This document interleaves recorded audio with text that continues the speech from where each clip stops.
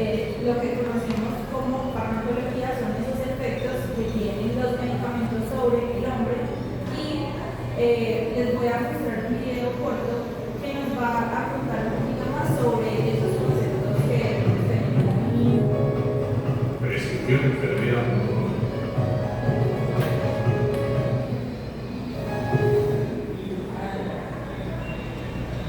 Tema 1. Introducción a la farmacología.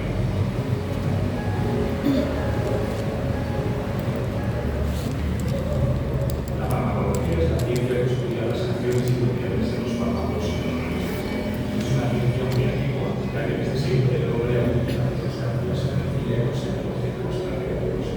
Si bien su consolidación como disciplina científica aparece al desarrollo de la química. Su objetivo es utilizar los fármacos para proporcionar el beneficio al paciente, dado que es una ciencia muy amplia para los estudios se suele dividir en varias partes.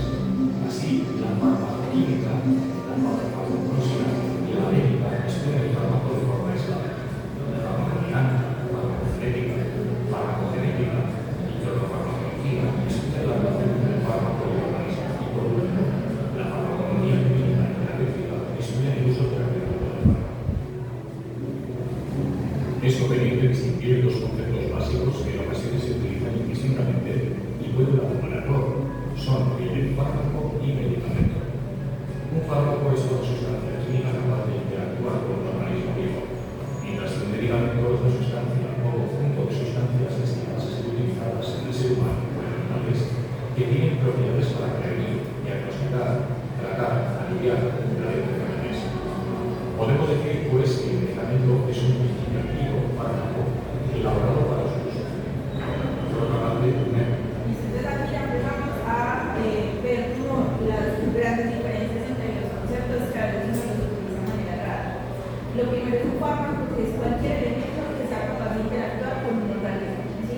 Ya el medicamento como tal es un compuesto que está elaborado con un fin. ¿Sí?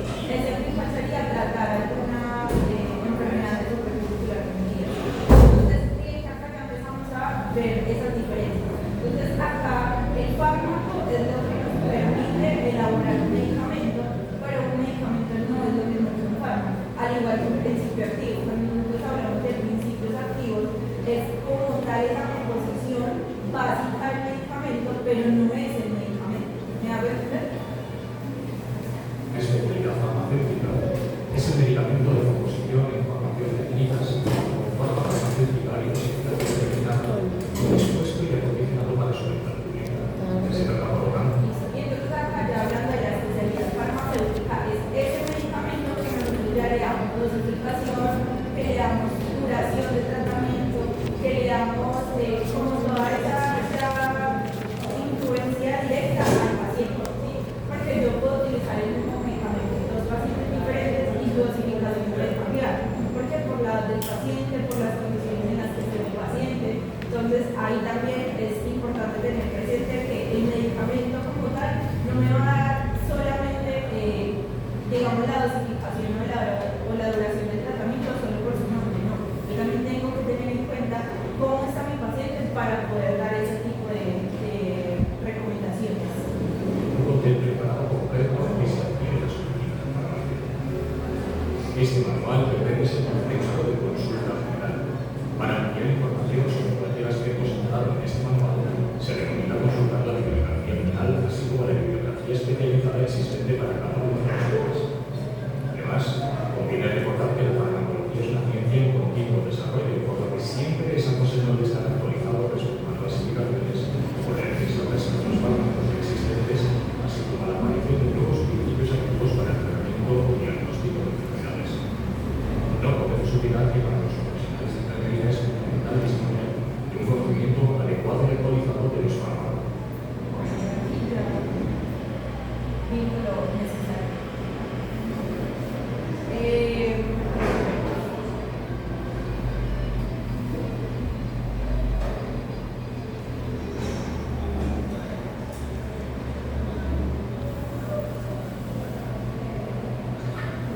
Entonces, lo primero que vamos a conocer hoy es la farmacocinética. ¿Ustedes qué entienden por farmacocinética? ¿Qué tienen en mente de que significa eso?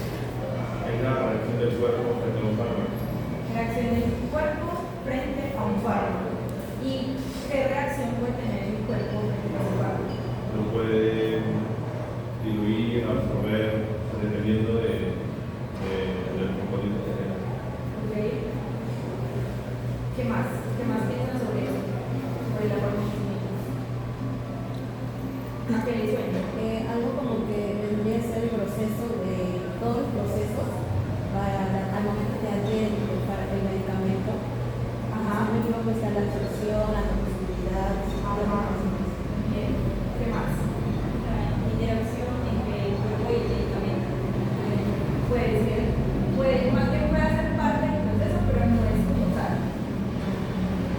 Desglosemos la palabra, farmacocinética. Primero tenemos fármaco. Entonces, ¿qué habíamos hablado de fármaco? Es una sustancia capaz de reaccionar con cualquier organismo. ¿Sí? Cinética, que es el movimiento. Entonces, es el movimiento que tiene el fármaco en el organismo al que está interactuando. ¿Sí? Que ese movimiento que tiene el fármaco tiene distintas etapas, que son las que vamos a ver a continuación. Entonces, en la farmacocinética encontramos 4 etapas principales que se deben cumplir para que ese fármaco tenga ese ciclo en el paciente. ¿Sí? Entonces, vamos a entender la farmacocinética como las modificaciones que experimenta un medicamento dentro del organismo. Primera etapa que sería la absorción, segunda distribución, tercera metabolismo y por último la expresión, que es cuando ya el medicamento se elimina completamente. En la parte ocular,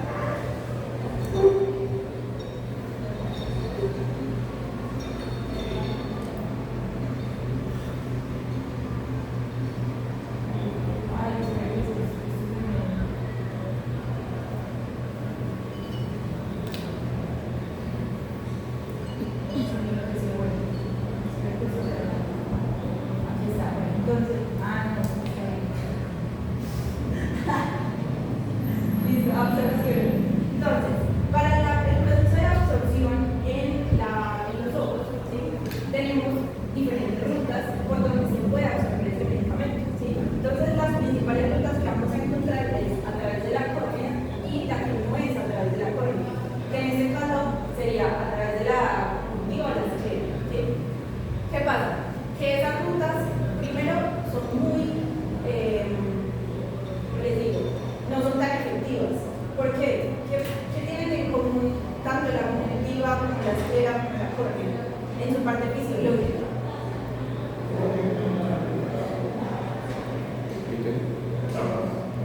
Capas, y esas capas que impiden o que permiten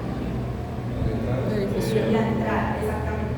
Ahí ya tenemos el primer bloqueo para que el medicamento se pueda absorber de manera correcta.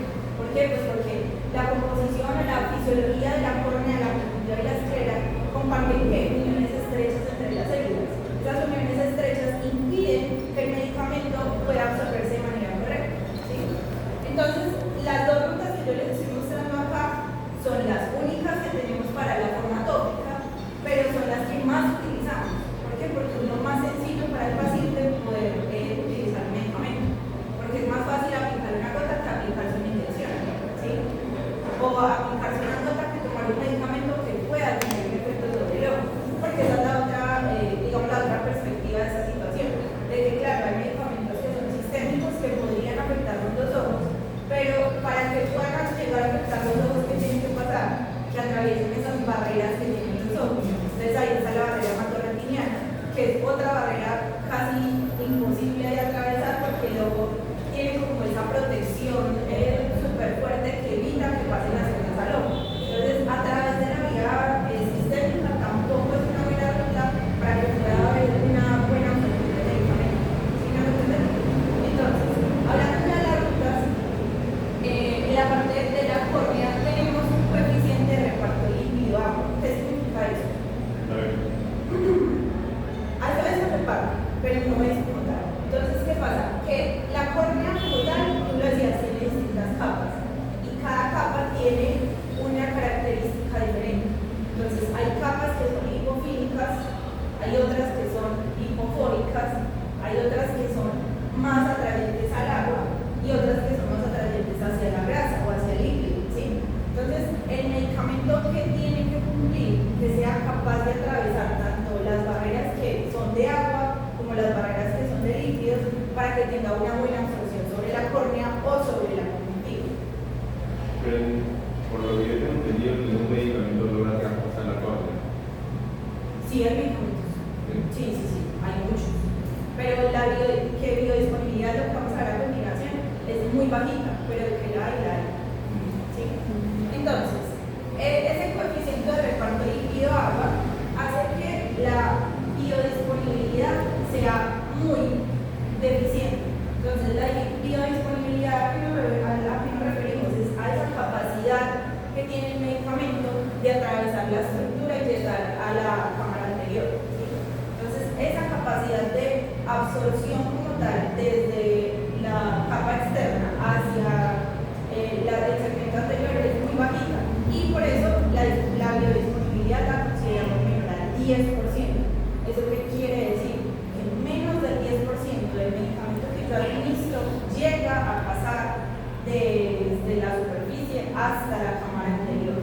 ¿Sí? Entonces ahí está la importancia de que hay muchos medicamentos que no llegan a pasar, pero los que llegan a pasar la cantidad es mínima. ¿Sí? Bueno, y por eso pues, esos medicamentos no llegan tan fácilmente a alguna cosa. Entonces acá les tengo el término de biodisponibilidad, que es la cuantificación de la absorción del fármaco que logra llegar a la circulación sistémica y la velocidad en que lo hace. Entonces, aquí también es muy importante esa velocidad que hablamos. ¿Por qué? Porque no es lo mismo que yo soy un medicamento y llegue rápidamente a este punto donde tengo que llegar, a que yo soy un medicamento y llegue a esta velocidad al punto donde tendré que llegar. ¿Sí? La eficacia terapéutica es muy diferente en la velocidad en la que logra llegar el medicamento al punto donde tiene que hacer la acción. ¿Es claro hasta ahí? Sí. Listo. Entonces, ¿qué factores nos impiden que, además de que las rutas de absorción son muy deficientes, también el medicamento no se sostenga sobre el hombro? Los principales son estos tres. ¿Sí? Primero, la película lagrimal. ¿Por qué? Porque creen que la película lagrimal es un factor para que la biodisponibilidad no sea tan alta. Puede evaporar muy rápido. Pero ahí estaríamos hablando netamente de que la lágrima se evapora, pero y ahí es donde entra el medicamento. Que no puede sostenerse a la córnea. A la estabilidad del fármaco. Más sería por estabilidad, ¿sí? Y por recambio de la película. Nosotros constantemente estamos haciendo un recambio de la película lagrimal. Y ese recambio hace que el medicamento que estuvo en un momentico ya se quitó porque ya ahí hubo un recambio de toda la superficie. ¿Sí? Entonces, ese sería el primer factor. El segundo factor es el clearance. ¿Qué es el clearance?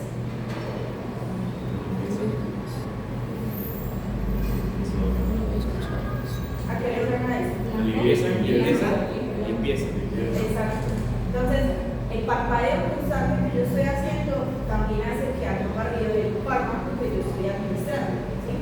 Y por último, el canal nasolacrimal, que este es súper importante, no solamente por la biodisponibilidad que me baja a nivel pues, como, local del ojo, sino también porque si hay un medicamento que yo administro que vaya a ese canal nasolacrimal, puede llegar a tener un efecto sistémico. ¿Por qué? Porque pues, el canal nasolacrimal va a comunicar con toda la parte de la nariz. ¿Y la nariz qué hace? Pues tiene una comunicación directa con el torrente sanguíneo. Entonces, ese fármaco que yo administro y puede llegar al canal nasolacrimal, puede llegar a tener efectos sistémicos solamente por estarse, digamos, yendo por ese canal. ¿Me hago entender? Pero entonces eso también impide que la absorción y pues el medicamento se retenga sobre la superficie. Eso. Bueno, ahora continuamos con cuáles son esos factores que afectan la biodisponibilidad, aparte de los que ya acabamos de hablar. Entonces, encontramos características morfológicas y fisiológicas que aquí netamente estamos hablando de cómo se comporta el ojo con su anatomía y cómo esa anatomía puede impedir que se absorba. ¿Sí? Entonces acá tenemos el flujo lagrimal, el epitelio corneal por sus diferentes características de absorción y el drenaje lagrimal que ya lo explicamos también. Pero aparte de eso también tenemos características físico-químicas. Ya están dadas directamente a la característica del medicamento. ¿Sí? Entonces acá, ¿qué tenemos que tener en cuenta? La osmolaridad del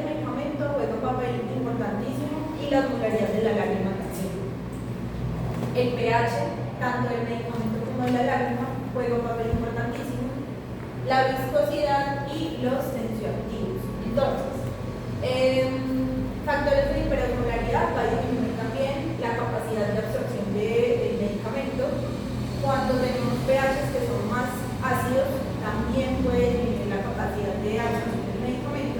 La viscosidad, pues entre menos viscosidad haya, pues el medicamento es más líquido y eso impide que se mantenga. Entre más viscosidad haya, pues va a retenerse más sobre la superficie y va a generar mayor absorción, ¿sí?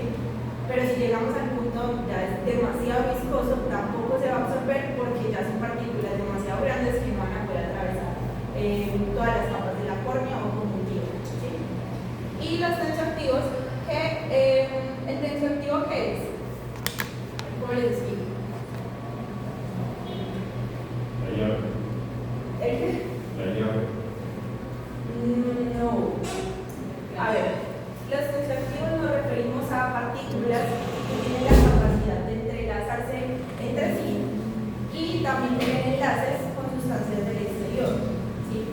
Entonces, cuando los tensioactivos son demasiado densos, las partículas que están unidas entre sí, pues generan esos enlaces tan fuertes que impiden que las cosas del exterior puedan atravesarlas, ¿sí? O cuando por el contrario son muy suaves, pues con nada se desbaratan. No sé si me están entendiendo, ¿sí? Y eso hace pues que la partícula o pase mejor o pase menos. ¿Sí es claro o no? O sea, para llegar a donde para repasar la barrera. Sí. Me voy a ir a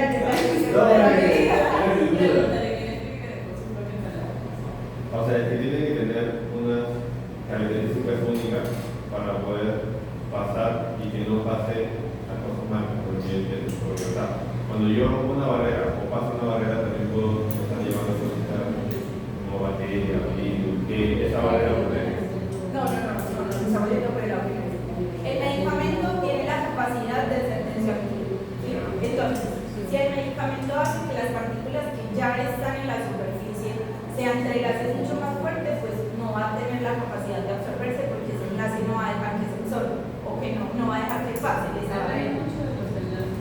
Exacto. Entonces, el tensioactivo quiere decir es como ese enlace que tienen no solamente las partículas con sí mismas, sino también con las partículas del exterior. Entonces, el medicamento puede hacer o que se una mucho más y que se absorba menos, o que se haga un enlace normal y que se pueda dar una absorción mejor. ya. O sea, es como reacciona con el exterior para que no se Exacto. o sea, que no se agrade la molécula. Ajá. Bueno. Ahora ya lo que nos falta sería la distribución, el metabolismo y la extensión. Entonces,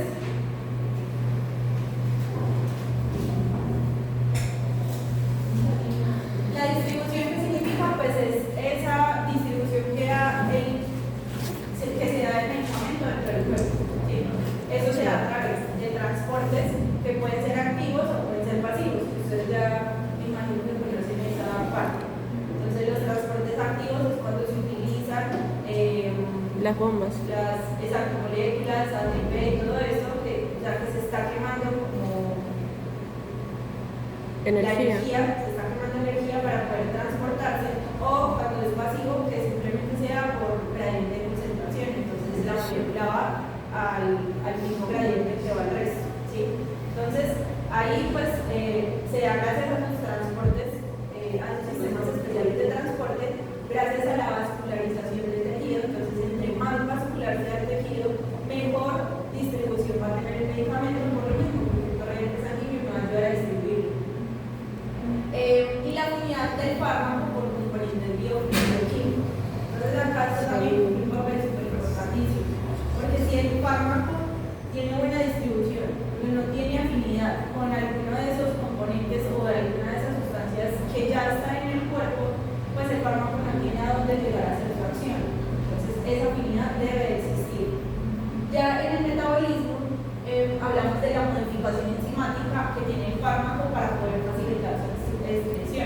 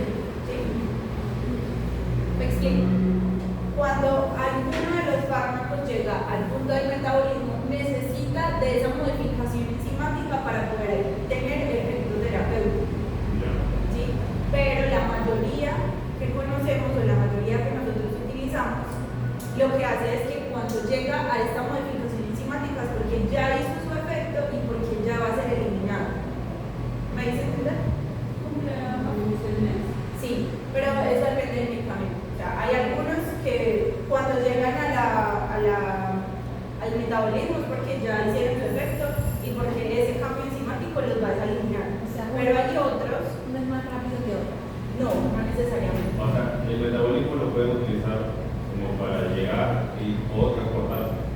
No. El transporte es lo que ya vimos acá, de la distribución. ¿Sí? Vamos a hablar de dos medicamentos completamente diferentes. Hay un grupo, que es la mayoría, ¿sí? Que cuando llegan a la parte del metabolismo, donde el cuerpo empieza a hacer esa modificación enzimática, porque ya ese medicamento ya tuvo su efecto y porque esa modificación la está haciendo es para poder eliminarlo, para poder el cuerpo tener la capacidad de excretarlo, ¿sí?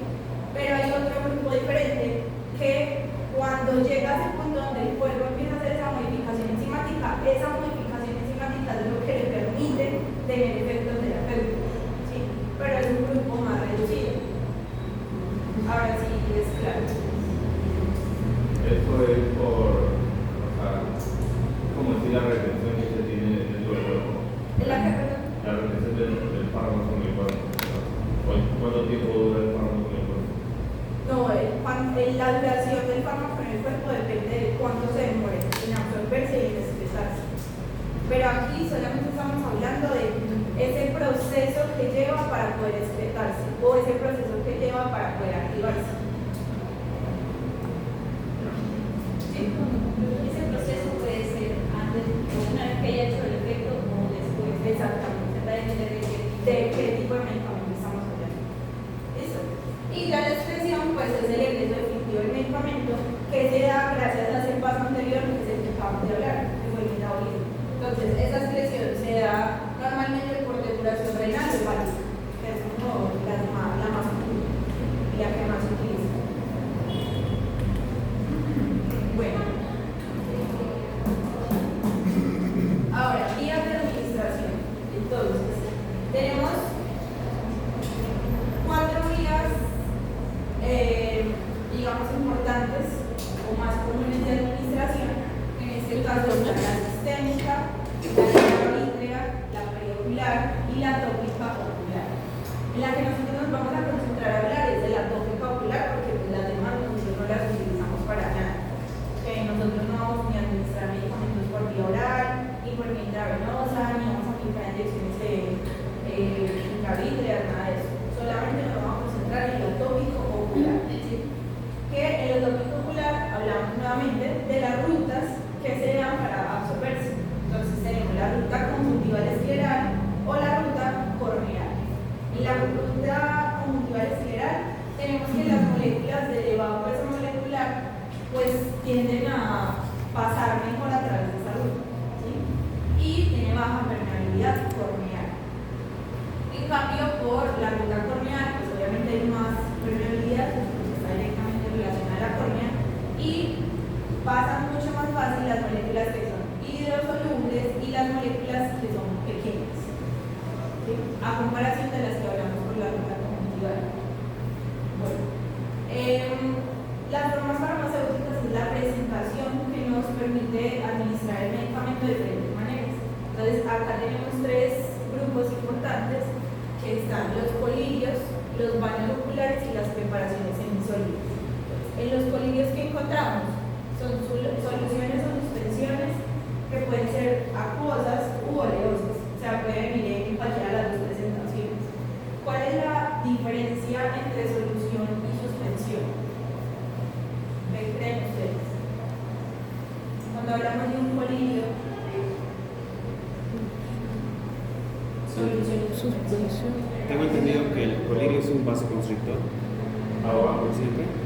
No, el colirio se refiere al grupo en general de cualquier medicamento utilizado. La suspensión Ajá, cualquier otro. es más aglutinado, ¿no?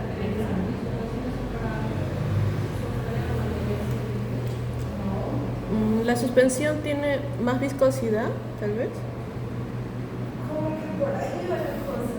Más densidad. Ya dígalo.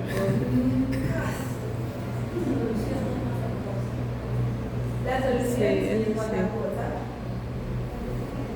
Más oleosa. Aquí es una suspensión. Aquí es una suspensión. Aquí hay una suspensión en algo, ¿cierto? Se suspende algo. Pero que se puede suspender. Entonces, ¿qué pasa? Cuando hablamos de soluciones como tal, colirios en solución, Es un medicamento que simplemente yo le entrego a mi paciente y el paciente puede administrárselo sin necesidad de hacer absolutamente nada. ¿Sí? ¿Por qué? Porque todas esas partículas que están en esa solución todo el tiempo están revueltas, por decirlo así. En una suspensión hay soluto y hay solución. Si comprendemos bien los términos soluto y solución, obviamente, ¿cierto? Entonces, en una suspensión, ¿qué pasa? Que ese soluto, si no agitamos ese frasquito antes de utilizarlo, ese soluto va a quedar en la parte como más bajita del medicamento. Exacto. Entonces, una suspensión es un medicamento que de por sí no viene revuelto, por decirlo así, y que yo necesito hacer eso para poder que tenga su efecto terapéutico, porque necesito que se combine la solución con el soluto. Y si esta, o sea, me refiero pues la relación es un poco más denso, ¿Sí? ¿cómo lo eliminan? Porque como es más denso también es más difícil de eliminar, ¿no? No necesariamente, no hay. O sea, digamos que la diferencia primordial es como la presentación que hay, porque el medicamento tiene más soluto y solución. ¿Sí? En la solución encuentras todo al mismo tiempo mezclado. En la suspensión no está mezclado. Pero eso no significa que impida como más absorción o más expresión del medicamento, no. Eso solamente es como en la presentación. Entonces, básicamente hay que, pues, como a la hora de aplicarlo, como la diferencia sobre todo, por ejemplo, quitar el frasco en caso de que fuera suspensorio y si es solución, pues directo. Directo. O sea, para es un resumen, la solución es homogénea y la solución es heterogénea, por eso tengo que quitarlo para que se combine. Esperen que otra vez. O sea, la solución es una solución homogénea Ah, sí. y una suspensión Sí, es heterogénea. exacto. Tal cual. ¿Listo? ¿Eso Bueno. también tiene diferentes funciones o solamente? Sí, tienen diferentes funciones. Porque por lo general las suspensiones las vamos a encontrar en medicamentos que son antiinflamatorios, en lubricantes, en antialérgicos. No es muy común encontrar suspensiones. Se utilizan más fácil soluciones. Bueno, los baños oculares ya son soluciones antisépticas o lo que conocemos como suavizilóide, que se utilizan para realizar baños oculares. ¿En qué caso podemos utilizar nosotros baños oculares?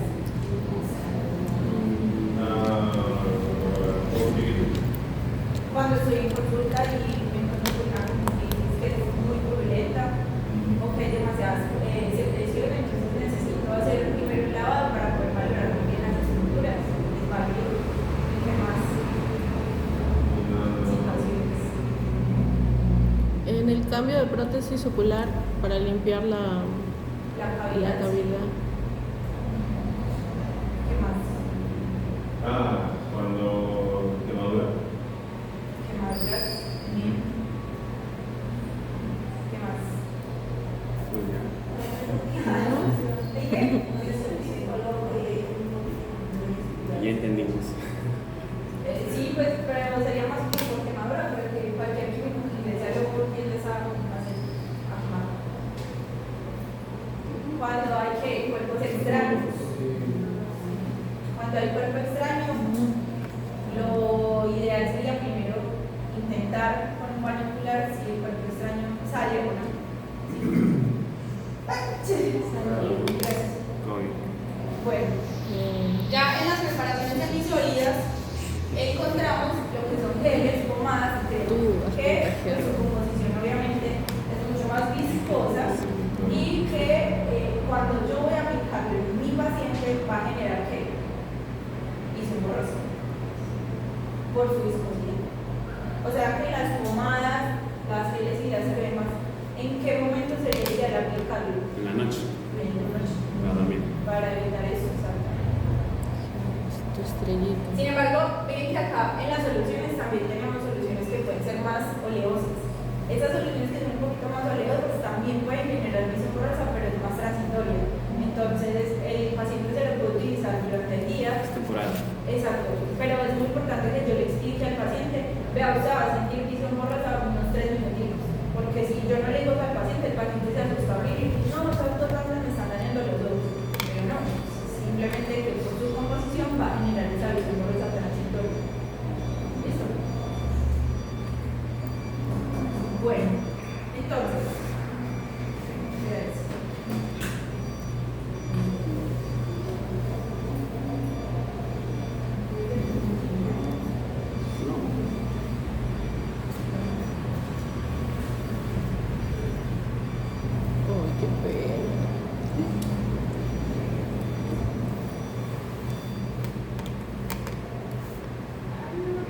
farmacoeconomía se encarga.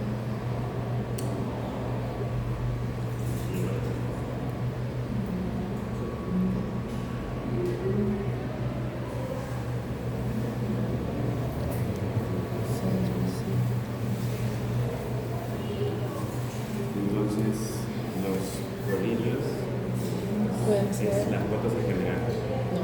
pero pueden ser en solución o sea, en solución o solvente. Suspensión. Suspensión es heterogénea, o sea que no, las partículas no se disuelven correctamente en el líquido. Y en la homogénea sí, está homogénea. Y aparte vamos a ver interacción entre fármaco receptor y medicamentos que son de acción específica y no específica. Eso. No sé si tengan alguna duda, alguna inquietud hasta ahorita, la hemos visto, cómo la ven. Lo que llegamos tarde. ¿Qué? Lo que llegamos tarde. Para la asistencia. Muy mal. Ya no se dije nada, ¿cómo es posible? ¿Cómo no? Espinosa. Monta Díaz. Monta Díaz.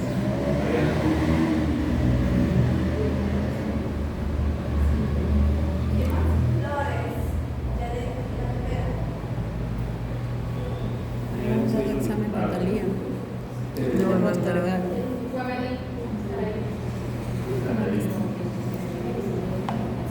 Profesora,